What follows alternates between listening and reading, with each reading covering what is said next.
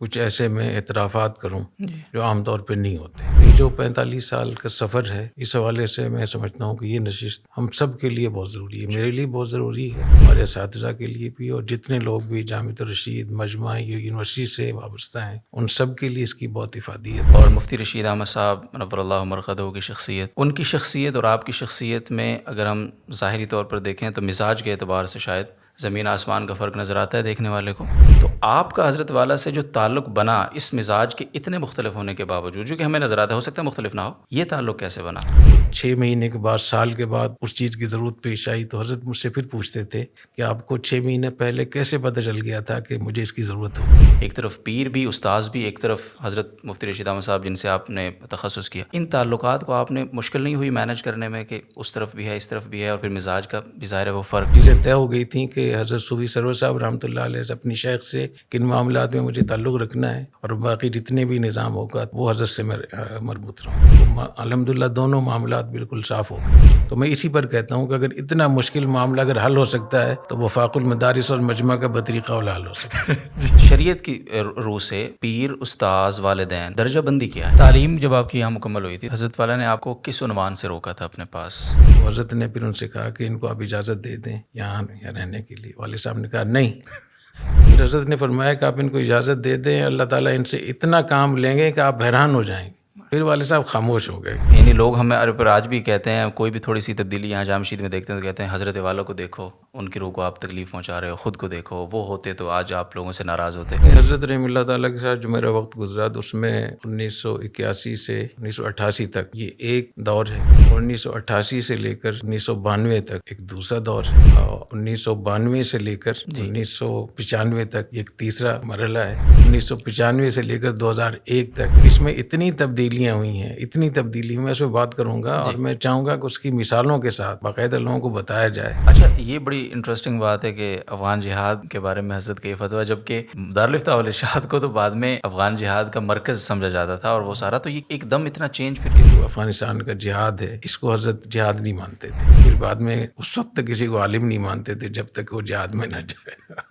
خود حضرت افغانستان تشریف لے گئے، اور جامعۃ الرشید کا ادارہ بننے کے لیے 8 سالوں میں اس پر بھی بہت بحث ہوتی رہی، ہمیں ادارہ بنانا چاہیے نہیں. اور حضرت نے اپنے 3 خلفاء کی خلافت اس بات پہ سلب کی تھی کہ مدرسہ کیوں بنایا. تو یہ جتنا بھی تبدیلی آپ دیکھ رہے ہیں اس کی بنیادیں سب حضرت نہیں رکھتی. حالانکہ اخبار کے حضرت قائل نہیں تھے، تو ایک ایسی جگہ جہاں اخبار کو دیکھنا بھی ممنوع تھا، صرف ممنوع نہیں تھا بلکہ ناجائز، وہیں سے پھر اخبار جاری ہوئی. 1988 میں ایک حادثہ ہوا، اس حادثے کی وجہ سے ایسی تبدیلیاں ہوئیں کہ ابھی تک وہ سلسلہ رک نہیں رہا. بہت لوگ کہتے تھے کہ حضرت یہ آپ مفتی عبدالرحیم صاحب نے آپ کو کیا کر دیا ہے؟ تو حضرت فرماتے تھے کہ الحمدللہ میں نے آج تک کوئی باپ نہیں چنا، بیٹی چنے سے. حضرت کو پھر جو کچھ میں نے لکھا تھا فرمایا یہ بات آپ کی صحیح ہے، اور مجھے فرمایا کہ یہ جتنی بھی کتابیں چھپی ہوئی ہیں ان سب کو جلاؤ.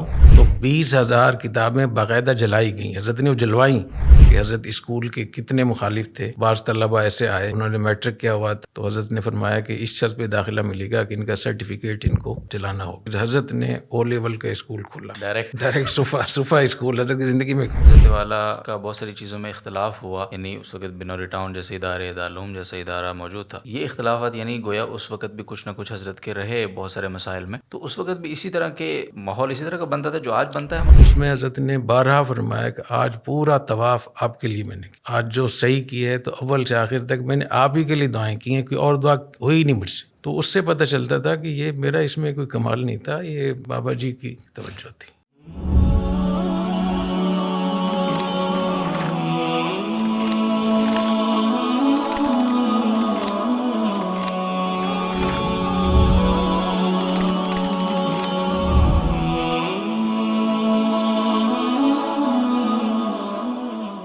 بسم اللہ الرحمن الرحیم. السلام علیکم ورحمۃ اللہ وبرکاتہ. ناظرین محترم، JTR پوڈ کاسٹ سیزن 2 کا آغاز ہے، اور آغاز ہی میں ہماری خواہش تھی کہ اس نئے سیزن کا آغاز حضرت استاد صاحب دامت برکاتہم کے ایپیسوڈ سے ہو.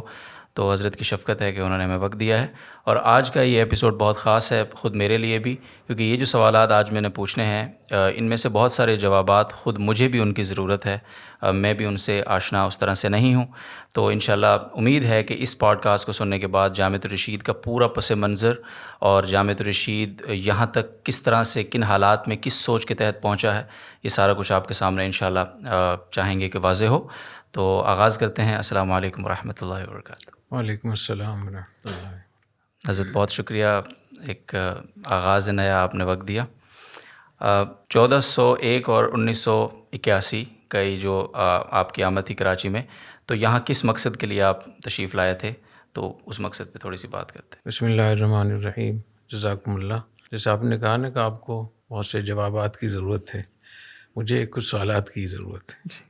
میں بھی چاہتا ہوں کچھ سوالات ہوں، اور بہت ساری جو ذہنوں میں شکوک و شبہات ہیں جامعۃ الرشید کے حوالے سے، پالیسیوں کے حوالے سے، شرعی حوالے سے، فقہی حوالے سے، جو نظام تعلیم بنا ہوا ہے، تو اس پہ ضرورت ہے اس کی پوری تفصیل. جیسے آپ نے بتایا کہ 1401 کے آخر میں میری حاضری یہاں ہوئی، تو 45 سال ہو گئے الحمدللہ. اس 35 سال میں یہ پورا سفر جو ہے یہ کس طریقے سے ہوا، تو اس کی ضرورت ہے کہ اس پہ گفتگو ہو. اور اس میں یہ چاہوں گا کہ کچھ ایسے میں اعترافات کروں جو عام طور پہ نہیں ہوتے. ہمارے بر صغیر میں خاص طور پہ، بالعموم اور خاص طور پہ بر صغیر میں، چونکہ بہت زیادہ انگریزوں کی طرف سے، دین دشمنوں کی طرف سے بہت ساری تحریکیں اٹھائی گئیں، بہت سارے اقدامات کیے گئے، تو بہت سارے ہمارے حضرات اس بات پہ بہت سنجیدہ ہو جاتے ہیں کہ اگر ہم نے اپنی غلطیوں کا اعتراف کیا تو ایک طرف فائدہ ہو نہ ہو، لیکن جو اسلام اور دین کے دشمن ہیں ان کو بہت فائدہ ہو سکتا ہے، ان کے ہاتھوں میں بہت ہماری کمزوریاں آ جائیں گی. میں سمجھتا ہوں کہ جہاں اس کا یہ نقصان ہے، اس سے بڑا نقصان اس کا یہ ہے کہ جو حقائق ہوتے ہیں، جو صحیح بات ہوتی ہے، وہ لوگوں تک نہیں پہنچتی، اور وہ سطحی چیزیں، جذباتی چیزیں یا وقتی اور ہنگامی چیزیں ہی مستقل ہو جاتی ہیں. اس کی وجہ سے پوری تحریکیں اٹھتی ہیں، اس کے نتائج صحیح نہیں ہوتے. تو ہم ایسے حالات میں ہم کوشش کریں گے کہ اس کو ہم بیلنس کریں، توازن کریں، پیدا کریں اس میں کہ غلطیوں کی نشاندہی بھی ہو، اور جہاں جہاں فقہی حوالے سے مسائل تبدیل ہوئے اس کی نشاندہی بھی ہو. تو یہ جو 45 سال کا سفر ہے، اس حوالے سے میں سمجھتا ہوں کہ یہ نشست ہم سب کے لیے بہت ضروری ہے. میرے لیے بہت ضروری ہے، ہمارے اساتذہ کے لیے بھی، اور جتنے لوگ بھی جامعۃ الرشید مجمع یونیورسٹی سے وابستہ ہیں ان سب کے لیے اس کی بہت افادیت ہے. 1401 سے لے کر 1440 تک کا جو سفر ہے یہ کتنے مراحل سے گزرا ہے، اس پہ میں چاہوں گا کہ اس پہ آپ سے بات چیت ہو. اپنے جو ہمارے اساتذہ ہیں، جو ہمارے جاننے والے ہیں، سب سے پہلے تو ان سے ہماری بات چیت ہو. دوسری بات میں یہ بھی عرض کر دوں کہ میں اس میں بہت کوشش کروں گا کہ حتی الامکان لب و لہجہ بھی بہت مناسب ہو، اور مناسب طریقے سے میں اس موضوع پہ بات کروں. جی انشاءاللہ مجھے بہت امید ہے کہ بہت ساری تحریکوں کو، مدارس کو، بہت ساری قیادت کو بہت کچھ فائدہ ہوگا انشاءاللہ. جی انشاءاللہ. بہت شکریہ. اچھا، ہم تھوڑا سیدھا سوال پہلا ہے کہ آپ تشریف لائے یہاں پہ تعلیم حاصل کرنے کے لیے، تخصص کے لیے، اور مفتی رشید احمد صاحب نور اللہ مرقدہ کی شخصیت، ان کی شخصیت اور آپ کی شخصیت میں اگر ہم ظاہری طور پر دیکھیں تو مزاج کے اعتبار سے شاید زمین آسمان کا فرق نظر آتا ہے دیکھنے والے کو. ان کے مواعظ، ان کی کیسٹیں، ان کے خطبات، جتنی بھی چیزیں ہم پڑھتے ہیں، اور ان کا ہمیں تانا بھی ملتا ہے. تو آپ کا حضرت والا سے جو تعلق بنا اس مزاج کے اتنے مختلف ہونے کے باوجود، جو کہ ہمیں نظر آتا ہے، ہو سکتا ہے مختلف نہ ہو، یہ تعلق کیسے بنا؟ تھوڑا سا یہاں سے دیکھیں. اس میں جو بنیادی چیز ہے وہ ہے کہ جہاں بھی آپ رہیں، جی، اگر آپ بحیثیت ایک منتظم کے ہیں یا بحیثیت ایک معاون کے اور نائب کے اور ایک ملازم کے، تو حضرت رحمہ اللہ تعالیٰ کی خدمت میں جب میں حاضر ہوا، میں تو پڑھنے کے لیے آیا تھا نا 1 سال. وہ اصل میں تو ہمیں مدینہ یونیورسٹی جانا تھا، وہ ہمارے کاغذات وغیرہ سارے پورے ہو گئے تھے، تو چند مہینے ہمارے پاس تھے. تو ہمارا خیال یہ ہوا کہ چند مہینے حضرت کی صحبت میں ہم گزار لیں، کچھ تخصصی لفتہ ہم کر لیں گے. لیکن جب حضرت کی صحبت میں ہم آئے تو ہمیں اندازہ ہوا کہ ہمیں مستقل یہاں رہنا چاہیے. اور اس کے بعد پھر اللہ تعالیٰ کی توفیق سے یہ ہوا کہ میں جہاں بھی رہا ہوں اس میں نے کوشش کی ہے کہ جس کے میں ماتحت ہوں اس کی میں نے پوری اطاعت کی ہے، اور کوشش کی ہے کہ اس پورے کام کو ایک مشن کے طور پہ لوں، اس کی اونرشپ لوں. اور میں اس کو یوں تعبیر کر سکتا ہوں کہ حضرت رحمہ اللہ تعالیٰ کی جو شخصیت تھی، جو ان کے خیالات، نظریات تھے، جو ان کے رجحانات تھے، جو حضرت کے ارادے تھے، جو حضرت کا تجربہ تھا، جو حضرت کے فیصلے تھے، اللہ تعالیٰ نے مجھے وہاں کی گہرائی تک پہنچا دیا. بالکل جو اس کی آخری جگہ ہوتی ہے نا، میں وہاں تک اتر گیا، اور پھر میں نے ان تمام چیزوں کو اپنے اندر اتارا. تو اس سے مجھے یہ تجربہ ہوا کہ کسی بھی کام کو اگر آپ اس طریقے سے لیں کہ اس کی پوری گہرائی تک اس کو سمجھ جائیں اور سمجھنے کے بعد پھر اس کو اپنے اندر بھی لے لیں، پھر جو اس کام میں ترقی ہوتی ہے، بہتری ہوتی ہے، اس کی شاید کہیں اور اس کی کوئی صورت، کوئی مثال نہ اس کی بن سکے۔ تو اللہ تعالیٰ نے مجھے توفیق عطا فرمائی کہ میرا مزاج بالکل الگ تھا، لیکن اس مزاج میں اللہ کی توفیق سے یہ ہوا کہ میں یہ دیکھتا تھا کہ حضرت کیا چاہتے ہیں، حضرت کا مقصد کیا ہے۔ تو اس کا فائدہ اتنا یہ ہوا کہ بہت سارے ایسے حضرت کے جو مشن تھا اس کو سامنے رکھتے ہوئے بہت سی چیزیں میں حضرت کو مشورے دیتا تھا، تو حضرت فرماتے تھے کہ یہ تو میرے ذہن میں پہلے سے تھا، آپ کو کیسے پتہ چلا؟ بعض ایسی چیزیں ہوتی تھیں جن کی میں حضرت کو مشورے دیتا تھا، تو حضرت کو اس وقت میں یہ فرماتے تھے کہ ابھی تو اس کی ضرورت نہیں ہے۔ تو 6 مہینے کے بعد، سال کے بعد اس چیز کی ضرورت پیش آئی تو حضرت مجھ سے پھر پوچھتے تھے کہ آپ کو 6 مہینے پہلے کیسے پتہ چل گیا تھا کہ مجھے اس کی ضرورت ہوگی؟ تو اس کا جواب یہ ہے کہ جب آپ دل سے مخلص ہوں اور آپ کسی کے اندر تک اتر جائیں اور ان کے اپنے خیالات کو، ان کی طبیعت اور مزاج کو اپنے اندر لے لیں پورا، تو پھر اس کے بعد پھر جو خیالات ہوتے ہیں، جو چیزیں ہوتی ہیں، وہ خود بخود قلب کی طرف اور دماغ کی طرف منتقل ہوتی ہیں۔ اس لیے مجھے ذرا بھی احساس نہیں ہوا، میں اتنے دل سے کام کرتا تھا، جو بھی میری طبیعت تھی، مزاج تھا، ظاہر ہے ہر آدمی کے اپنے کچھ خیالات ہوتے ہیں، تو مجھے ذرا بھی کوئی اس میں پس و پیش نہیں ہوتا تھا کہ میں اپنی رائے کوئی چلاؤں، اس لیے مجھے بڑی آسانی ہوئی۔ بالکل پنجاب سے کوئی بھی طالب علم جب کراچی آتا ہے، ہم نے سفر کیا، تجربہ ہوا، تو وہ آلریڈی ایک سوچ، ایک فکر لے کر آ رہا ہوتا ہے، اور خاص طور پہ آپ تو پورا دور حدیث تک پڑھ کر تشریف لائے تھے یہاں پہ، تو وہ کون سی چیز تھی، وہ کون سا ایک خاص نقطہ تھا جس پہ آپ کو یہ اطمینان ہوا کہ بس اب مجھے مدینہ یونیورسٹی کا سفر بھی ملتوی آپ نے کر دیا، ساری چیزیں چھوڑ کے، پنجاب بھی چھوڑ کے یہاں رہنا ہے؟ ایک سال میں اتنا تعلق، آخر ایسے ہی تو نہیں ہوتا، کوئی خاص چیز حضرت میں آپ نے جو دیکھی؟ دیکھیں، اس میں میری بجائے کہ میرا اس میں کوئی خاص وہ تھا، اس کے بجائے حضرت کی توجہ تھی۔ حضرت کی توجہ اتنی زیادہ تھی اور اتنی زیادہ حضرت کو میرے بارے میں حضرت چاہتے تھے، یہ سمجھیں کہ یہ اس کا پرتو تھا، میرے دل پہ جو اثر تھا، جو میرا، تو حضرت کا وہ تھا۔ حضرت جتنے دل سے میرے لیے دعائیں فرماتے تھے، وہ بعد میں پھر حضرت اس کا اظہار بھی فرماتے تھے۔ کئی دفعہ حضرت نے فرمایا کہ آج ساری رات میں سویا نہیں اور پوری رات میں نے آپ کے لیے دعائیں کی، ایک دفعہ نہیں، کئی دفعہ۔ تو مجھے بہت تعجب ہوتا تھا کہ پوری رات کیسے دعا مانگی ہوگی حضرت نے میرے لیے، تو میں اس پہ بہت مجھے تعجب ہوتا تھا۔ حرمین شریفین میں جب میں ساتھ جاتا تھا تو ایک دفعہ نہیں، کیونکہ 15 سفر الحمدللہ حضرت کے ساتھ میرے ہوئے حرمین شریفین کے، ایک مہینے کے، تو اس میں حضرت نے بارہا فرمایا کہ آج پورا طواف آپ کے لیے میں نے، آج جو صحیح کی ہے تو اول سے آخر تک میں نے آپ ہی کے لیے دعائیں کی ہیں، کوئی اور دعا ہوئی نہیں مجھ سے۔ تو اس سے پتہ چلتا تھا کہ یہ میرا اس میں کوئی کمال نہیں تھا، یہ بابا جی کی توجہ تھی، ان کی طرف سے تھا سارا وہ۔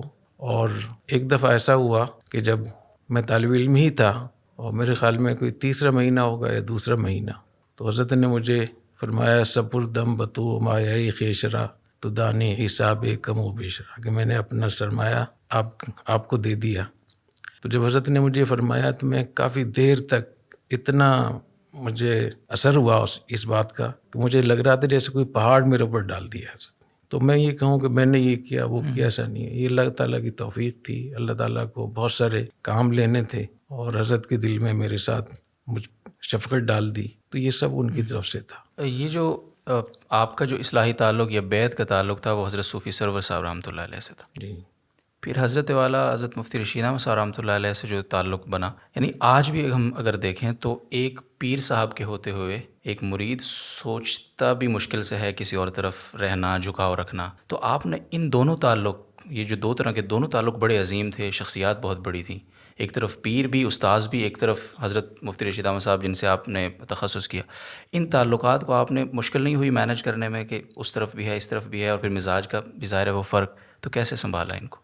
اس میں بہت اہم باتیں ہیں۔ جب میرا حضرت سے اصلاحی تعلق تھا حضرت صوفی سرور صاحب رحمۃ اللہ علیہ سے، اس کی بھی لمبی تفصیل ہے، پھر میں بتاؤں گا کسی وقت۔ جب میں یہاں آیا تو میرے خیال میں 1 مہینہ ہی گزرا ہوگا کہ حضرت نے مجھے اجازت بیعت دی، حضرت صوفی سرور صاحب رحمۃ اللہ علیہ نے، اور اس میں لکھا کہ اپنے خاص حضرات کو بتا دیں، اس کی اطلاع کر دیں۔ تو پھر میں نے حضرت کو بھی اطلاع کی کہ حضرت صوفی سرور صاحب میرے شیخ ہیں، تو میرا ان سے اصلاحی تعلق ہے، تو حضرت نے مجھے اجازت بیعت دی۔ یہ اس وقت عمر کیا تھی حضرت کی؟ میری عمر خیال میں 18-19 سال ہوگی۔ اچھا، 19 سال ہوگی، اتنی عمر ہوگی بالکل۔ تو جب میں نے حضرت کو اطلاع دی تو حضرت نے پھر اگلے دن یہ فرمایا کہ بھائی انہوں نے اجازت دی ہے تو میں بھی آپ کو اجازت دیتا ہوں، اور اس پہ فرمایا کہ اصلاحی تعلق آپ کا انہی سے ہوگا. اور حضرت نے اپنا فرمایا کہ میں یہ سمجھتا ہوں کہ اگر میرے نزدیک کوئی ایسا شیخ ہے جو قابل اعتماد ہے، اس کی اگر وہ کسی کو اجازت بیعت دیتا ہے اور میں بھی اس پہ سمجھتا ہوں کہ یہ اس کا مستحق ہے، تو میں بھی اس کی تائید کر دیتا ہوں. تو اس کا مطلب یہ نہیں ہوگا کہ آپ کا اصلاحی تعلق مجھ سے ہو گیا ہے، بلکہ میں نے آپ کے شیخ کی جو اجازت بیعت اس کی میں نے تائید کی ہے.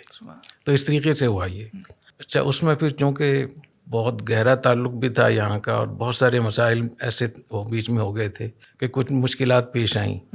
حضرت مفتی رشید احمد صاحب رحمۃ اللہ علیہ، حضرت صوفی سرور صاحب رحمۃ اللہ علیہ کے جو تعلق تھا میرا ان دونوں کو مینیج کرنے میں، تو پھر باقاعدہ تحریری طور پہ یہ طے ہوا. حضرت نے لکھ کر دیا اپنے قلم سے کہ جو آپ کے اصلاحی امور ہوں گے وہ اپنے شیخ سے آپ کا تعلق ہوگا، اور جو انتظامی چیز ہیں، انتظامی امور ہیں یا پالیسیوں کے حوالے سے، اس میں آپ مجھ سے مشاورت کریں گے. اور اس میں حضرت نے جو تحریر لکھی، میں کوشش کروں گا کہ اس کا کچھ حصہ میں دکھا دوں، ان کو اپنے ناظرین کو بھی اس کا پتہ چل جائے. اس میں حضرت نے بہت عام باتیں لکھی تھیں. اس کے آخر میں لکھا تھا کہ انشاءاللہ اللہ تعالیٰ آپ سے، مجھ سے بھی زیادہ اللہ تعالیٰ آپ سے کام لیں گے.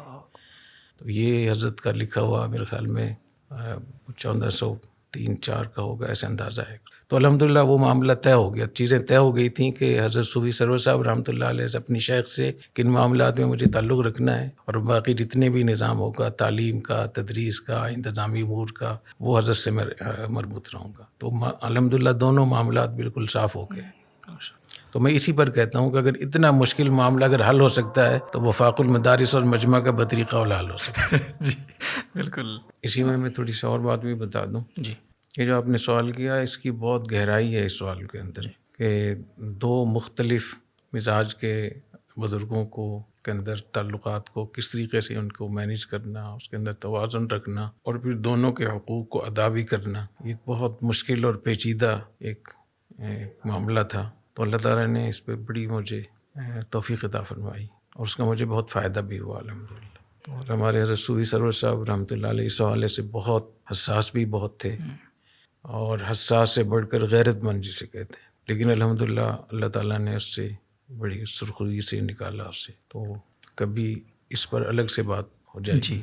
جو خط و کتابت ہوئی اس حوالے سے، اس میں کیا کچھ گفتگو ہوئی، حضرت نے کیا فرمایا، صوفی سرور صاحب رحمۃ اللہ علیہ نے کیا فرمایا، باقاعدہ خط و کتابت بھی ہوئی اس میں. تو وہ خانقاہی حضرات کے لیے بڑی ایک خاصے کی چیز ہے. جی انشاءاللہ. اچھا حضرت، تھوڑا سا یعنی ایک عام آدمی کی سمجھنے کے لیے آج کا اگر منظرنامہ ہم دیکھیں تو ہمیں ایسا لگتا ہے کہ جو پیری مریدے کا ایک تعلق ہے، اس میں جو پیر ہوتا ہے اس کو ہر چیز پہ ترجیح ہوتی ہے. یعنی ہمارے مزاج میں یہ چیز ہے کہ ہم اپنے والدین کو بھی ان کی نافرمانی پہ آمادہ ہو جائیں گے، اساتذہ کو بھی تھوڑا سا نظر انداز کر سکتے ہیں. لیکن جو پیر ہوتا ہے، جب آپ کا ہم کیس یہ دیکھتے ہیں تو اس میں زیادہ تر جو آپ کا مرکز نگاہ رہا وہ یعنی اپنے شیخ کی اجازت سے وہ حضرت اپنے استاذ رہے، انتظامی طور پہ جو آپ کے مرشد تھے، پیر تھے. تو ہمیں تھوڑا سا سمجھنے کے لیے کہ یعنی شریعت کی روح سے پیر، استاذ، والدین درجہ بندی کیا ہے؟ دیکھیں، اس میں سب سے حضرت تھانوی قدس روح نے بہت اس پہ وضاحت بھی فرمائی اور تنبیہ بھی فرمائی ہے. میں سب سے پہلا درجہ والدین کا ہے، پھر استاذ کا ہے، شیخ کا درجہ تیسرے نمبر پہ آتا ہے. تو اگر کہیں استاذ سے متعلقہ چیزوں میں تعارض ہو جائے اور والدین کو، تو والدین کو آپ ترجیح دیں گے. اور اگر استاذ اور شیخ کے درمیان مسئلہ ہو جائے تو، اور اصولی بات یہ ہے کہ ہر چیز کا ایک دائرہ کار متعین ہے. والدین کا دائرہ کار الگ ہے، استاذ کا الگ ہے، شیخ کا الگ ہے. تو اگر تینوں کو ہم سامنے رکھیں تو کہیں مخالفت ہی نہیں ہوگی، کہیں مسئلہ ہی پیدا نہیں ہوگا، ایشو نہیں ہوگا. کیونکہ جہاں والدین کا جو ان کی ڈومین آتی ہے، جو ان کا دائرہ کار آتا ہے، اس میں استاذ ہے ہی نہیں، اس میں والدین ہی والدین ہیں. اور جو استاذ کا حصہ، اس میں استاذ ہی استاد ہے، اس میں شیخ نہیں ہے. اور جو شیخ کا، اس میں شیخ ہی شیخ ہے. مثال کے طور پر اگر آپ یہ کہیں کہ ڈاکٹر اور استاد، اگر والدین کے درمیان اگر مسئلہ ہو جائے تو کس کی بات کو لیں گے؟ ظاہر ایک ڈاکٹر کی اگلی ایک الگ ایک مہارت ہے، تو اس میں ڈاکٹر ہی کا فیصلہ چلے گا، والدین کا فیصلہ نہیں چلے گا. ڈاکٹر کہیں گے آپریشن کرنا ہے تو آپ کہیں میرے والدین تو یہ کہہ رہے ہیں، تو کیا کہیں گے اس کو؟ تو اصولی طور پہ ہمارے دین میں، شریعت میں یہ تینوں الگ الگ ایک وہ ہیں. اگر اس کو لوگ سامنے رکھ لیں تو میرے خیال میں کہیں اشکال نہیں ہوگا. جی. اور جو ہم حضرت کا اور حضرت صوفی سرور صاحب آپس میں جو مسائل ہوئے اس میں یہی فیصلہ ہوا کہ حضرت صوفی صاحب میرے استاذ بھی تھے، میرے شیخ بھی تھے. حضرت مفتی صاحب رحمۃ اللہ علیہ میرے استاذ بھی تھے اور میرے منتظم بھی تھے، میرے بڑے بھی تھے. تو ہر چیز الگ الگ تھی، تو مجھے کوئی مشکل نہیں پیش آئی الحمد للہ اس میں. صحیح. اچھا، تعلیم جب آپ کی یہاں مکمل ہوئی تھی تو حضرت والا نے آپ کو کس عنوان سے روکا تھا اپنے پاس؟ یعنی کوئی ہوگا نا کوئی موٹیو کہ آپ ابھی رک جائیں، یہ کام آپ کے ذمہ ہے. تو وہ آغاز جو ایک ورکنگ ریلیشن شپ کا، حضرت رحمۃ اللہ تعالیٰ نے ہم سے پوچھا تھا کہ آپ لوگوں کا کیا ارادہ ہے. تو میں اس پہ خاموش رہا، کچھ میں نے بات نہیں بتائی ہے حضرت کو. میرا دل تو یہ چاہتا تھا کہ میں حضرت سے کہوں کہ میں ادھر رہوں، لیکن مجھے ہمت نہیں ہوتی تھی کہ میں حضرت سے کیسے کہوں، کس بنیاد پہ کہوں. تو حضرت نے فرمایا کہ آپ استخارہ کر لیں، اپنے والد صاحب سے استشارہ کر لیں. تو استخارہ میں نے کیا، اس کا میں نے خلاصہ بتایا. وہ کہیں چھپا ہوا بھی ہے، کہیں بہت سارے ایسے بشارتیں مجھے ہوئیں خواب میں کہ آپ کو ادھر حضرت کی خدمت میں رہنا چاہیے. تو میں زیادہ خوابوں کو ذکر نہیں کرتا ہوں، آج کل خوابوں نے بہت سارے مسئلے بنایا ہے. تو حضرت کو میں نے بتایا تو حضرت نے بڑی خوشی کا اظہار فرمایا. تو لیکن میرے والد صاحب اس کے لیے تیار نہیں تھے. والد صاحب میرے اس کے لیے تیار نہیں تھے. والد صاحب کہہ رہے تھے کہ میں نہیں چاہتا کہ آپ کسی مدرسے میں تنخواہ لیں. اچھا. تو والد صاحب ہمیشہ اس پہ کہ انہیں پیروں پہ ہونا چاہیے، تو آپ میرے ساتھ آ جائیں یہاں، آپ ویسے پڑھائیں مدرسے میں، باقی ہم خود اپنا کام کریں گے اس میں. تو والد صاحب تیار نہیں ہوئے. پھر حضرت نے کہا کہ اپنے والد صاحب کو بلا لیں. تو والد صاحب تشریف لائے. تو حضرت نے پھر ان سے کہا کہ ان کو آپ اجازت دے دیں یہاں رہنے کے لیے. والد صاحب نے کہا نہیں جیسے. تو پھر حضرت نے تھوڑی ترغیب دی. والد صاحب نے کہا کہ نہیں، میرا ارادہ نہیں ہے. میرے کو صاف صاف بتا دی حضرت والد صاحب نے.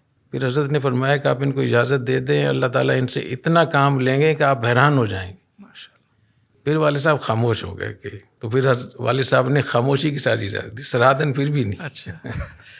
بعد میں والد صاحب مجھے فرماتے تھے کہ یہ اللہ تعالیٰ کتنا بڑا کرم ہوا کہ میں اس دن خاموش ہو گیا اور میں نے ضد نہیں کی، ورنہ میں کتنی اس سے محروم ہو جاتا. تو اس طریقے سے الحمدللہ پھر والد صاحب کی طرف سے بھی اجازت ہوگی. حضرت نے بہت شفقت محبت کا معاملہ فرمایا. تو اس طریقے سے اللہ تعالیٰ نے صحبت کا موقع دیا الحمدللہ. پھر 20 سال اور 1 مہینہ 21 دن حضرت کی صحبت ملی الحمدللہ. ایک مرتبہ حضرت نے مجھ سے فرمایا کہ آپ کا دل کیا چاہتا ہے کہ آپ میرے ساتھ کتنی مدت رہیں؟ تو میں نے کہا میرا دل چاہتا ہے 20 سال رہوں. تو نئے میں آیا ہوا تھا، کوئی تجربہ بھی نہیں تھا. تو اگر مجھے اس وقت میرے منہ سے زیادہ وقت نکل جاتا تو شاید اللہ تعالیٰ زیادہ تو 20 سال ہی ملے الحمدللہ. اچھا استاذ صاحب، اس میں آغاز ہم کرتے ہیں کہ دارالفتاح والارشاد میں ایک تختی ہمیں نظر آتی ہے اسٹیل کی، اخبار پڑھنا منع ہے ادھر، اور پھر وہیں روزنامہ اسلام کا دفتر نظر آتا ہے ہمیں. تو حضرت کی زندگی میں یہ سلسلہ شروع ہوا. بہت ساری چیزیں، یعنی لوگ ہمیں پر آج بھی کہتے ہیں، کوئی بھی تھوڑی سی تبدیلی یہاں جامع مسجد میں دیکھتے ہیں تو کہتے ہیں حضرت والوں کو دیکھو، ان کی روح کو آپ تکلیف پہنچا رہے ہو، خود کو دیکھو، وہ ہوتے تو آج آپ لوگوں سے ناراض ہوتے.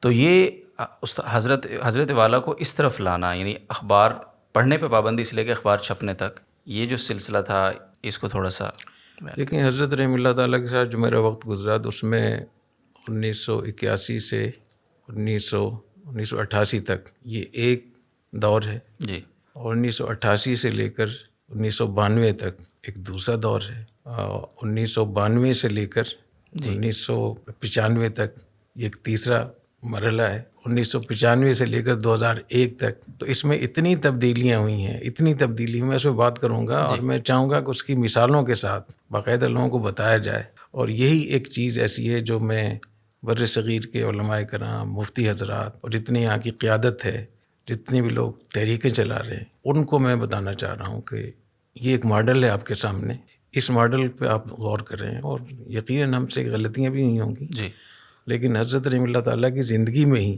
جو تبدیلیاں ہوئیں اس کی بڑی لمبی تفصیل ہے. حضرت ایک فقیہ بھی تھے اور ایک بہت بڑے شیخ بھی تھے، دارالعلوم دیوبند کے فاضل تھے، اور دارالعلوم کراچی میں 7 7 سال شیخ الحدیث سے، حضرت شیخ الاسلام مفتی تقی عثمانی دامت برکاتہم، حضرت مفتی رفیع عثمانی صاحب، یہ سب حضرت کے شاگرد ہیں سارے. تو اتنی بڑی شخصیت کے ہاں جو مرحلہ وار تبدیلی ہوئی تو کوئی وحی تو نازل نہیں ہوئی تھی نا.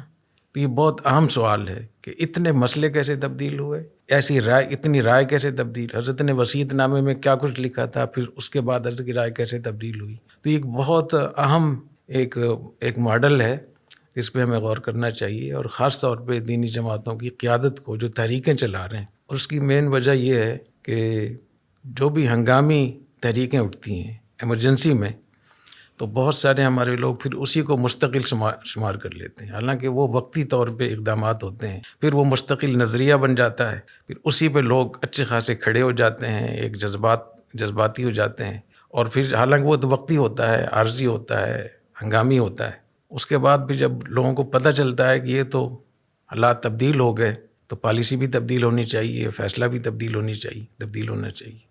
اس میں پھر ان کو یہ 2 مشکلیں پیش آتی ہیں. ایک مشکل یہ پیش آتی ہے کارکن کیا کہیں گے، کیونکہ کارکن کا نظریہ تو انہوں نے وہ بنا دیا، جو ذرائع تھے ان کو مقاصد بنا دیا. دوسرا ان کو یہ ہوتا ہے کہ اگر ہم نے اپنی غلطی کا اعتراف کیا تو جو دین دشمن لوگ ہیں، سیکولر لوگ ہیں، وہ اس کو ایشو بنا کر ہمارے خلاف ایک اور ہنگامہ کھڑا کر دیں گے. اور بعض لوگ ایسے بھی تھے کہ جو اپنی عزت نفس کی وجہ سے بھی نہیں ہوتے تھے. اگر ہم نے یہ قبول کر لی کہ ہم سے غلطی ہوئی ہے تو لوگ پھر کیا کہیں گے، اچھا تم غلطیاں کرتے رہو. تو میرے خیال میں یہ 3 مشکلات ہیں، اور ان مشکلات پر بھی میں بات کروں گا اس آپ کے اس انٹرویو میں. پہلے تو استاد صاحب یہ جو 3 ادوار آپ بتاتے ہیں کہ حضرت والے کے ساتھ آپ کے 3، ان کو کس اعتبار سے آپ تقسیم کرتے ہیں؟ سب سے پہلا جو 8 سال کا دور ہے، اس میں تو یہ کہ حضرت رحمہ اللہ تعالیٰ کی جو سوچ تھی، جو نظریہ تھا، تعلیم کے حوالے سے، تربیت کے حوالے سے، تحقیق کے حوالے سے، اور پالیسیوں کے حوالے سے، جو حضرت کی اجتماعی حوالے سے جو حضرت کی رائے تھی، اس کو میں نے فالو کیا مکمل طور پہ، اور میں نے دل سے قبول کیا اس کو. اس میں یہ تھا کہ حضرت کی رائے یہ تھی کہ اب اجتماعی کام کا وقت نہیں رہا، اب قرب قیامت ہے، اور اب کوئی اجتماعی کام صحیح نہیں ہو سکے گا. اس لیے 3-4 طلباء ہی ہوتے تھے حضرت کی خدمت میں، اور اصلاحی جتنا پروگرام تھا وہ بھی محدود بھی تھا، اور وہ اس کے تو بہت ساری کیٹیگریاں ہوتی ہیں، اس کے درجات ہوتے ہیں. تو بالکل جو سب سے اعلیٰ درجے کا تھا نا، وہ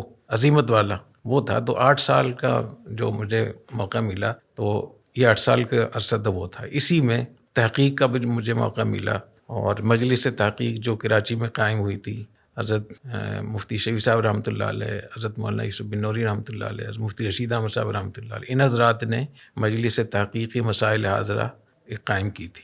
اور اس میں پھر حضرت مفتی رفیع عثمانی صاحب، حضرت مفتی تقی عثمانی صاحب، یہ بھی شامل ہو گئے. تو یہی 5 حضرات تھے بڑے. اس میں جب دونوں حضرات وہ فوت ہو گئے، مفتی شفیع صاحب رحمۃ اللہ علیہ، مولانا یوسف بن نوری رحمۃ اللہ علیہ، پھر حضرت اس کے بڑے تھے، اور مفتی رفیع عثمانی صاحب، مفتی تقی عثمانی صاحب، یہ 3 حضرات زیادہ تھے. باقی جب اجلاس ہوتا تھا تو دارالعلوم کے کچھ اور اساتذہ بھی بلا لیے جاتے تھے. میں جب حاضر ہوا تو دوسرے سال میں ہی مجھے بھی حضرت نے اس میں شامل کیا. تو 8 سال مجھے بہت زبردست موقع ملا. ان 8 سالوں کی جو میں بات کرتا ہوں، تحقیق کا اور ان اکابر کی خدمت کرنے کا، اور بہت سارے مسائل میں پھر مجھے موقع ملتا تھا اس کی عبارتیں ڈھونڈنے کے لیے یا اس کا ایجنڈا تیار کرنے کے لیے. اور اسی دوران پھر طلباء کو پڑھانے کا، صرف نحو کا، منطق کا، ادب، حدیث، تفسیر، قرآن مجید کا ترجمہ بھی میں نے 3 سال میں 10 پارے کر کے 3 سال میں پڑھایا. تو اس لیے میں اس کو وہ کرتا ہوں کہ اس میں تعلیم، تدریس، تحقیق، اور جتنے حضرت کے جو خانقاہی امور تھے وہ بھی حضرت نے پھر میرے سپرد کر دیے تھے. جتنے اصلاحی تعلق والے خطوط آتے تھے متعلقین کو، مریدین کو، بیعت ہونے کے بعد جو ان کو معمولات بتائے جاتے تھے، وہ سب میرے ذمہ لگا دیے تھے. تو اس لیے میں اس کو 8 سال کا اس میں کرتا ہوں. صحیح. ان 8 سالوں کے دوران وہی پورا بتائیے حضرت کا کیا تھا، اور صاحب دیکھیں میں نے کہا کہ حضرت کی رائے یہ ہو گئی تھی کہ اب حضرت مہدی اور عیسیٰ اسلام کے آنے کے بعد ہی کچھ ہوگا. حضرت نے مجھے کئی دفعہ فرمایا. تو اس لیے حضرت بہت تھوڑے سے اس میں رہتے تھے. 3-4 طلبہ ہی ہوتے تھے، اور 1 سال میں تو ایک ہی طالب علم تھا. مفتی محمد صاحب جس سال میں تھے وہ اکیلے تھے، کوئی اور نہیں تھا ان کے ساتھ. تو اسی میں حضرت یہ بھی فرماتے تھے کہ جو افغانستان کا جہاد ہے، اس کو حضرت جہاد نہیں مانتے تھے. اس میں حضرت فرماتے تھے کہ جو جہاد کی شرائط ہیں وہ نہیں پائے جاتے. اور میرے خیال میں اس زمانے میں کم از کم 300 فتاویٰ اس پہ لکھے گئے کہ یہ شرعاً جہاد نہیں، جو افغانستان کا جہاد. یہ 1988 میں یہ فتویٰ تبدیل ہوا. اچھا. میں 88 کی جو آگے بات کرتا ہوں. تو اس دوران جو حضرت کی جو مواعظ ہیں، ملفوظات ہیں، جو فتاویٰ ہیں، وہ ایک طرح کے ہیں. اس میں بہت انتہا کی بات کی گئی ہے، اور اس میں کافی آج کے حوالے سے تو بالکل مختلف ہے اس سے. 1988 میں پھر ایک حادثہ ہوا. اس حادثے کے نتیجے میں پھر ہم اپنی چار دیواری سے تھوڑا باہر نکلے. اس میں پھر آگے تبدیلیاں شروع ہوئیں. تو یہ جو 8 سال کا عرصہ تھا، اس میں خانقاہی حوالے سے ہی مجھے بہت موقع ملا حضرت کی خدمت کرنے کا، اور رسول صاحب رحمۃ اللہ علیہ کی اجازت سے ان سے میں نے اجازت لے لی تھی.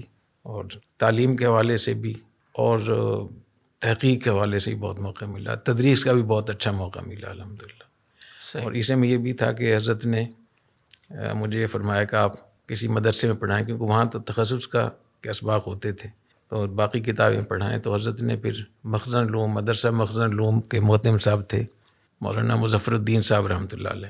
ان سے حضرت نے ٹیلی فون سے بات کی کہ میرے نائب ہیں، وہ آئیں گے یہاں پڑھانے کے لیے. تو 3 کتابیں حضرت نے رکھی ہیں، ایک ہدایہ اول اور اصول الشاشی. نہیں، 2 ہی کتابیں تھیں شروع میں. تو حضرت نے پھر پہلے مجھ سے سبق سنا کہ کیسے پڑھائیں گے، مجھے پڑھاؤ. تو باقاعدہ مجھ سے حضرت نے سبق پڑھوایا، پوری میرے امتحان لیا. اس کے بعد مجھے بھیجا. تو ہمارے مدرسوں کو اس کا خیال رکھنا چاہیے کہ ایسی کسی کو استاد نہ بنا دیں، اس کو پورا اس سے دیکھنا چاہیے. تو حضرت نے مجھ سے سبق پورا سنا کہ کیا پڑھائیں گے آپ. دوسرا نے فرمایا کہ اس کو جو آپ جائیں تو مجھے ٹیپ ریکارڈ بھی حضرت نے دی، اس کو لے کر جائیں اور مجھے سنائیں گے آپ. تو اس کو ریکارڈ بھی کیا گیا پورا سبق. تو حضرت نے سنا، بہت مجھے دعائیں دی، بہت شاباش دی الحمدللہ. تو یہ 8 سال کا عرصہ اس حوالے سے یہ بالکل فوکس تھا اپنے اندرونی چیزوں پہ. حضرت کی اطاعت اور درس و تدریس. اور ہاں بالکل ٹھیک ہے.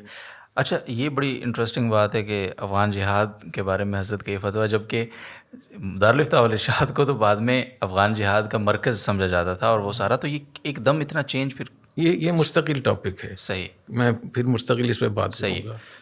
تو 3-4 ایسے ایشوز ہیں جس میں افغان جہاد ہے، اجتماعی کام ہے، اور ایسی اخبار ہے، رفاعی کام ہے، اور اسکول ہے، کالج ہے، یونیورسٹی ہے، جامعۃ الرشید ہے. یہ ساری وہ چیزیں جو پہلے حضرت کے یہاں ممنوع تھیں. بالکل. حضرت نے ان سب چیزوں کے بارے میں لکھا ہوا تھا کہ، اور جامعۃ الرشید کے ادارہ بننے کے لیے 8 سالوں میں اس پر بھی بہت بحث ہوتی رہی کہ ہمیں ادارہ بنانا چاہیے نہیں.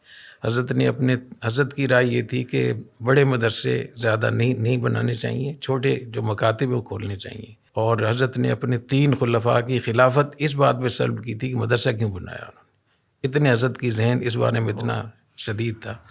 تو حضرت جامعۃ الرشید بنانے کے حق میں نہیں تھے، لیکن بار بار اس پہ بات چیت ہوئی کہ حضرت جو آپ کے نظریات ہیں، جو خیالات ہیں، جب تک یہ باہر نہیں جائیں گے تو کیسے اس کا فائدہ ہوگا. تو پھر جا کر حضرت اس پہ قائل 8 سال کی گفتگو کے بعد، مشاورت کے بعد، پھر حضرت تیار ہوئے کہ ہمیں جامعۃ الرشید بنانا چاہیے. ٹھیک. یہاں یہ جو جامعۃ الرشید ہے، یہاں حضرت والا تشریف لائے تھے خود جب یہ؟ جی حضرت کئی دفعہ تشریف لائے. حضرت کے زمانے میں مسجد کی تعمیر بھی ہو گئی تھی، اور جو اس وقت میں ہمارا مہمان خانہ ہے، جو گھر ہے، یہ حضرت ہی کے لیے بنوایا گیا تھا. تو اور جو سوئمنگ پول ہے، ہم وہاں گلشن اقبال میں جاتے تھے سوئمنگ کرنے کے لیے. تو حضرت چونکہ گھڑ سواری کے، سوئمنگ، تیراکی کے بہت ماہر تھے، تو ہم وہاں باقاعدہ پیسے دیتے تھے وہاں. تو ایک دن میں نے حضرت کو بتایا کہ حضرت ہمارے ساتھ چلیں آپ. تو حضرت وہاں تشریف لے گئے سوئمنگ پول پہ نا. ہمیں دیکھا تو فرمایا کہ یہ مجھے مناسب نہیں لگتا کہ آپ لوگ کسی کے یہاں جائیں، خود اپنا سوئمنگ پول کیوں نہیں بنا لیتے. تو پھر یہ سوئمنگ پول حضرت نے بنوایا تھا. اچھا. یہ حضرت کی زندگی میں بن گیا تھا. صحیح. اور حضرت نے یہاں پہ دارالعلوم کے حضرات بھی آتے رہے یہاں سوئمنگ کرنے کے لیے، اور بھی بہت سے رہے. تو حضرت نے پھر ہمیں یہاں سوئمنگ کرتے ہوئے دیکھا بھی پورا. ہاں. اور کئی دفعہ تشریف لائے تھے، ایک دفعہ نہیں، کئی دفعہ. صحیح. اچھا، یہ جو 3 ادوار آپ نے بتایا پیچھے، ان میں وہ کچھ واقعات، جیسے حضرت کے بارے میں ایک بات مشہور ہے کہ انہوں نے بہت سارے فتاوی بھی جاری کیے، بہت ساری شخصیات پہ بھی ان کے فتاوی آئے، ان سے پھر بعد میں رجوع بھی ہوا بہت ساری چیزوں میں، بہت سارے اور تو وہ کون سے موٹے موٹے معاملات ہیں جو آپ بتانا چاہیں ہمارے ناظرین کو، جن میں آپ نے اپنے منتظم سے، اپنے استاذ سے اختلاف کیا اور اس کو حضرت نے سنا کیونکہ ایک بات یہ بھی ہے کہ حضرت تو اسٹریٹ فارورڈ تھے بالکل، اپنی جو ان کے مزاج میں آتی تھی بات وہی کرتے تھے. تو آپ کو یاد ہے آپ نے کسی معاملے میں اختلاف پہ رائے رکھا ہو اور اس کو قبول کیا گیا ہو پھر اس کے مطابق آگے؟ دیکھیے حضرت میں اللہ نے بہت بڑی بڑی ایسی وسعتیں اور خوبیاں بھی بہت رکھی تھیں. تو حضرت ہمیں موقع دیتے تھے بات چیت کرنے کا، سوال کرنے کا، اپنی رائے بتانے کا. اس میں حضرت کا ایک ملفوظ بھی شائع ہوا ہے کہ اگر مجھ سے کسی کا فقہی حوالے سے اختلاف ہے تو اس پر لازم ہے کہ وہ کرے، جی سر میری وجہ سے اپنی رائے تبدیل نہ کرے. تو اس میں تو بہت سارے واقعات ہیں، بہت سارے مواقع ہیں، اور میں سمجھتا ہوں کہ اس نے پھر مجھے بہت حوصلہ دیا. اور حضرت سے بالمشافہ بھی ملاقاتیں اس پر ہوتی تھیں، اجتماعی طور پر بھی تمام اساتذہ کے ساتھ بھی جو مفتی آزاد کام کرتے تھے اس وقت میں، انفرادی طور پر بھی کام، بہت سارے مسائل ہوتے تھے. تو یہ جتنا بھی تبدیلی آپ دیکھ رہے ہیں اس کی بنیادیں سب حضرت نہیں رکھ دی تھی. صحیح. یہ جو لوگ کہتے ہیں کہ حضرت کے بعد آپ لوگ تبدیل ہو گئے، ان کو پتہ نہیں ہے اس بات کا. جتنے بھی اخبار حضرت کے زمانے میں نکلا، حالانکہ اخبار کے حضرت قائل نہیں تھے. وہ جو آپ اسٹیل کی پلیٹ کی بات کر رہے ہیں تو وہ حضرت نے ہی لکھ کے لگایا ہوا تھا، اور ابھی تک بھی لگا ہوا ہے کہ یہاں اخبار بینی ممنوع ہے. تو ایک ایسی جگہ جہاں اخبار کو دیکھنا بھی ممنوع تھا، صرف ممنوع نہیں تھا بلکہ ناجائز. اور اس کے لیے حضرت تھانوی رحمہ اللہ تعالیٰ کا جو امداد الفتاویٰ میں جو حضرت کا فتویٰ ہے، غالباً 17 وجوہ سے یا 14 وجوہ سے اخبار بینی کو حضرت نے لکھا ہے کہ ناجائز. اس میں کیا کیا خرابی ہیں. وہیں سے پھر اخبار جاری ہوا، وہیں سے اسکول بھی شروع ہوا، وہیں سے رفاعی کام بھی شروع ہوئے، کیونکہ حضرت کی رائے یہ تھی کہ علماء کو رفاعی کام نہیں کرنے چاہیے. حضرت کی رائے یہ بھی تھی، جو لکھا ہوا موجود ہے، کہ جو مدارس میں علماء اکرام کر رہے ہیں ان کے لیے جہاد میں جانا جائز نہیں. یہ بھی اس میں بھی حضرت نے ایسی تبدیلی کی کہ پھر بعد میں اس وقت تک کسی کو عالم نہیں مانتے تھے جب تک وہ جہاد میں نہ جائے. جی بالکل. جی. تو اتنی ساری تبدیلیاں حضرت کی زندگی میں ہوئیں. اسی پر میں بار بار کہتا ہوں علماء کرام کو کہ اتنی بڑی شخصیت اگر وہ اپنی رائے سے رجوع کر سکتی ہے اور بالکل 180 پہ، تو میں سمجھتا ہوں کہ ہمیں بھی دیکھنا چاہیے. اگر کہیں ہم سے کوئی ایسی چیز ہو گئی ہے جو حالات تبدیل ہو گئے ہیں، اس کا تعلق حالات کے ساتھ ہے، تو پھر اس سے رجوع کرنے میں کوئی مسئلہ ہے. اور یہ مسئلے سے رجوع نہیں ہے جی، بلکہ حالات کے بدلنے کی وجہ سے مسئلہ تبدیل ہوتا ہے. جو شریعت کے احکام وہ تو تبدیل نہیں ہوتے، لیکن جو اس کی تطبیق ہے، تطبیق میں مسئلہ ہوگا کہ جب اس کو تطبیق کرنے ہیں تو اگر حالات تبدیل ہو گئے ہیں تو پھر اور تطبیق ہوگی اس کی. جی. تو میں اس موضوع پہ پھر بھی بات کروں گا. میں نمبر وار بتاؤں گا انشاءاللہ تعالیٰ کہ کتنے بڑے بڑے مسائل تھے، کتنی بڑی بڑی پالیسیاں تھیں، کتنے بڑے بڑے فقہی تحقیق تھی حضرت کی جو حضرت نے تبدیل کی. اور حضرت کے رویوں میں، حضرت کے فیصلوں میں، حضرت کی پالیسیوں میں کتنی بڑی تبدیلیاں آئیں. تو میں کسی مستقل اس پہ ایک نشست کر لیں گے انشاءاللہ. جی انشاءاللہ. اچھا سر، جامع الرشید کے بارے میں آپ جب سوچتے ہیں کہ جامع الرشید مجھے ایک ادارہ کھڑا کرنا ہے، شروع سے جب آپ یہ سوچنا شروع کیا تو آپ کے ذہن میں کیسا ادارہ تھا؟ کیا سوچتے تھے اس ٹائم جب کہ بہت زیادہ عصری تعلیم، اسکولنگ، یہ ساری چیزیں تو عام بھی نہیں تھیں اس طرح؟ تو آپ کس ویژن کے تحت اس وقت جامع الرشید بنانا چاہتے تھے اور حضرت نہیں بنانے دے رہے تھے، یعنی شروع میں؟ دیکھیں، سچ بولنا چاہیے. کبھی بھی آدمی لوگوں کو خوش کرنے کے لیے غلط بات نہ کرے. تو اتنی بڑی تبدیلی ایک دم نہیں ہوئی. شروع میں تو یہی تھا جیسے تھا ویسے کہ ویسے ہی پورا. اور جب میں نے بتایا کہ ایک حادثہ ہوا، وہ حادثہ پھر میں ایک اور نشست میں بتاؤں گا کہ ایک حادثہ وہ سبب بنا ان سب چیزوں کا. تو مجھے اس پہ بہت خیال ہوتا تھا. کئی دفعہ مجھے خیال ہوا کہ جتنا بھی کام پھیلا ہے تو حادثے کے نتیجے میں وہ پھیلا ہے. اگر وہ حادثہ نہ ہوتا تو شاید یہ کام نہ ہوتا. تو کہیں ایسا نہ ہو کہ اس کی وجہ سے کوئی اجر میں کمی ہو جائے. تو مجھے خیال ہوا کہ موسیٰ السلام بھی تو ایک حادثے کے نتیجے میں ان کو نبوت ملی. موسیٰ السلام نے اس قبطی کو مارا نا، بالکل. فخرج منہا خائفا یترقب. تو پھر وہ آگے نکل گئے اور مدین پہنچے اور وہاں جا کر 8 سال یا 10 سال بکریاں چرائیں شعیب علیہ السلام کی. وہاں ان کی بیٹی سے شادی ہوئی اور اس کے بعد پھر تو اس سے معلوم ہوا کہ اگر حادثے کے نتیجے میں کہیں آدمی جاتا ہے اور اس پہ اللہ تعالیٰ کا فضل ہوتا ہے تو اس میں اجر میں کوئی. اسی طریقے سے فتح مکہ یہ کیسے ہوا تھا؟ بنو خزاع حلیف تھے نبی کریم صلی اللہ علیہ وسلم کے، بنو بکر حلیف تھے قریش مکہ.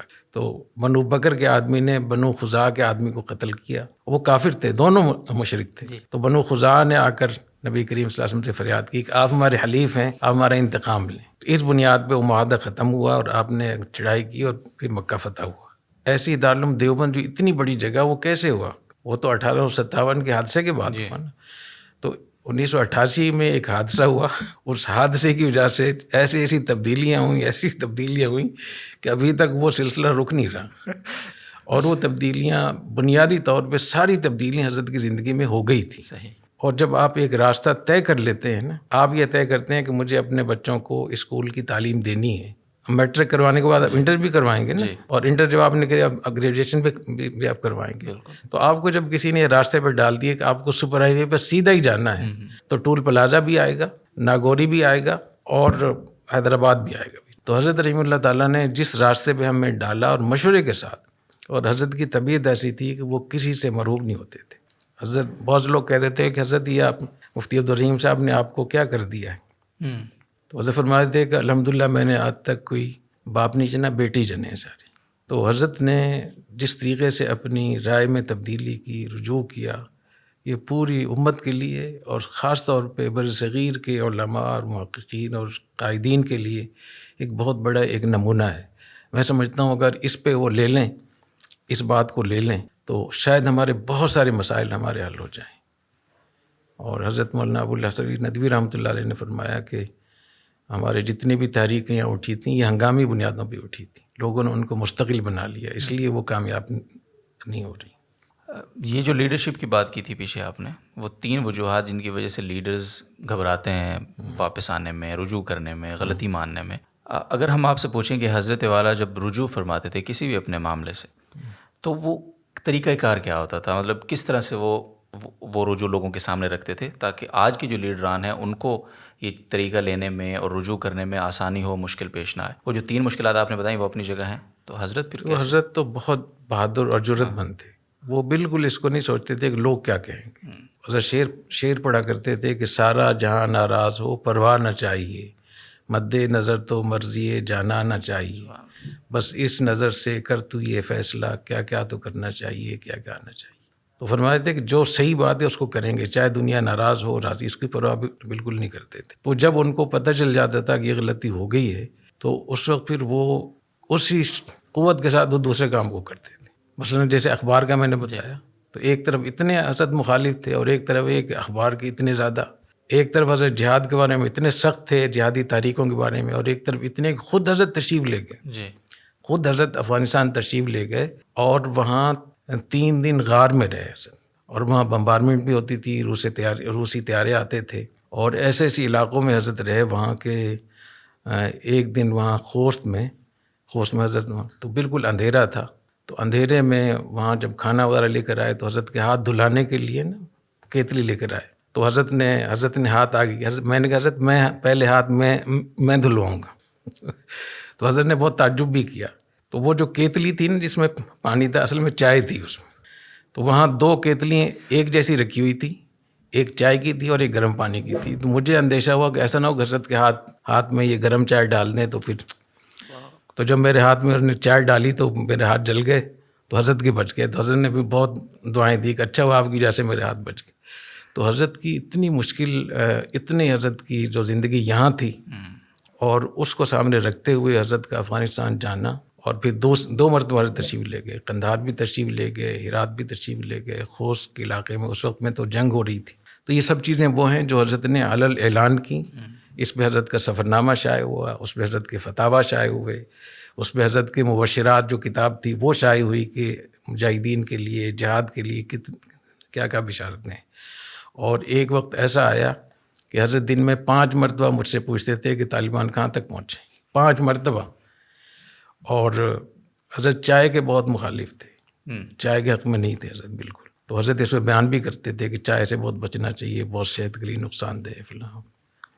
تو میں نے عرض کیا حضرت میرے پاس یہاں جو مہمان آتے ہیں وہ تو سارے چائے پینے والے لوگ ہوتے ہیں, تو مجھے بڑا عجیب سا لگتا ہے کہ حضرت, پر میں نہیں آپ پلائیں, اور آئندہ میں بیان نہیں کروں گا.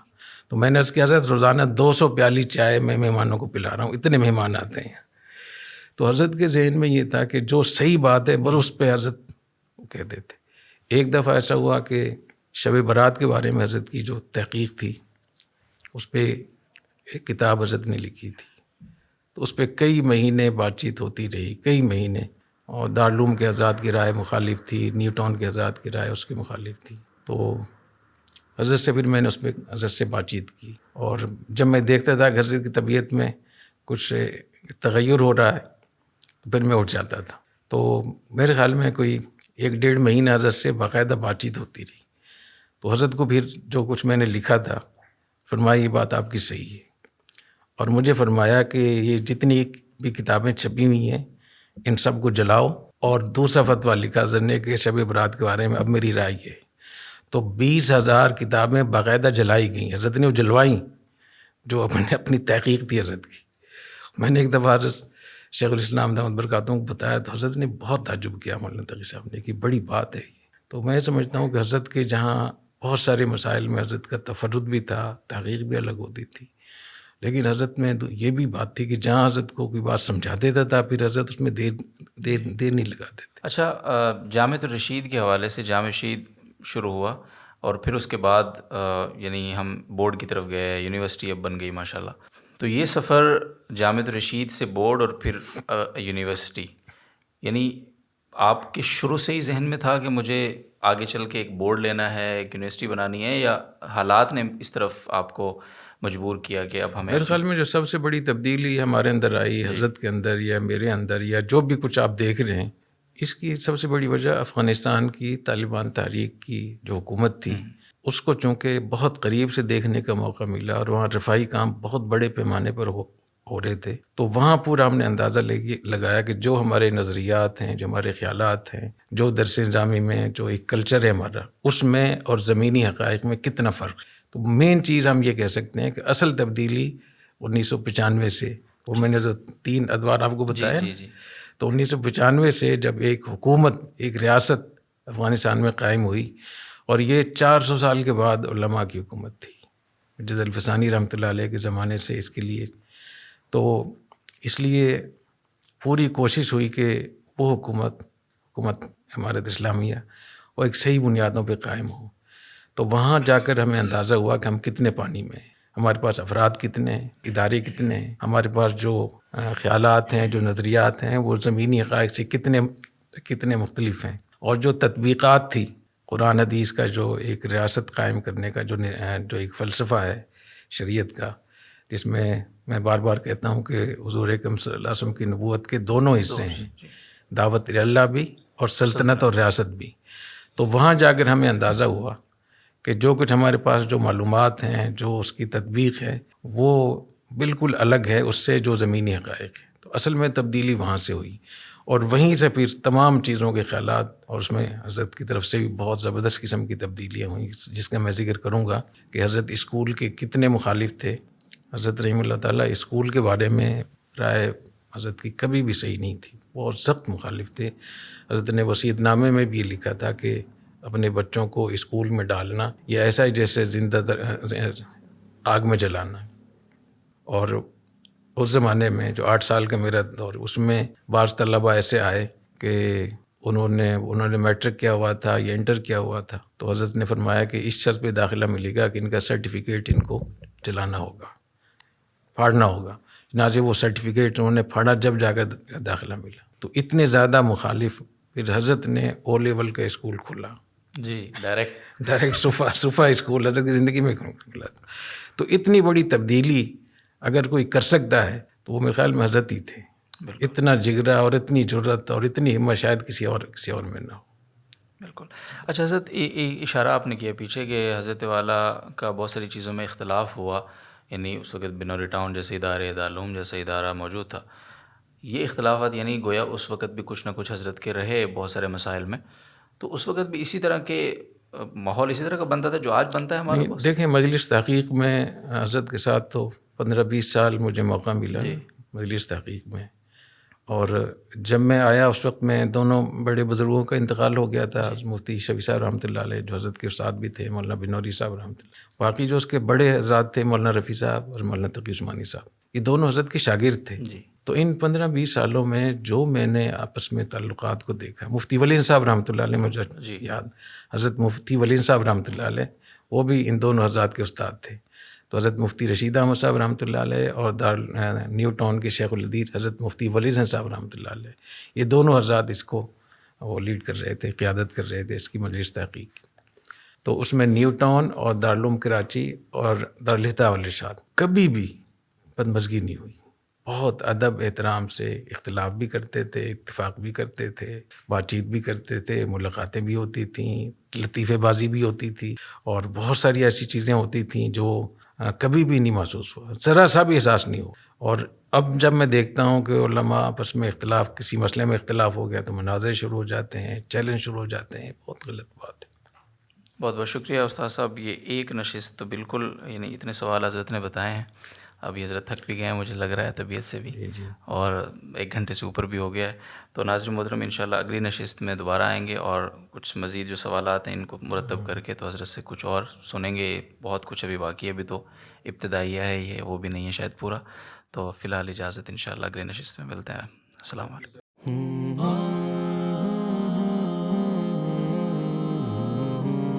اپنی زکوٰۃ، صدقات اور عطیات کے لیے ابھی اس QR کوڈ کو اسکین کیجئے یا مزید تفصیلات کے لیے ہم سے رابطہ کیجئے.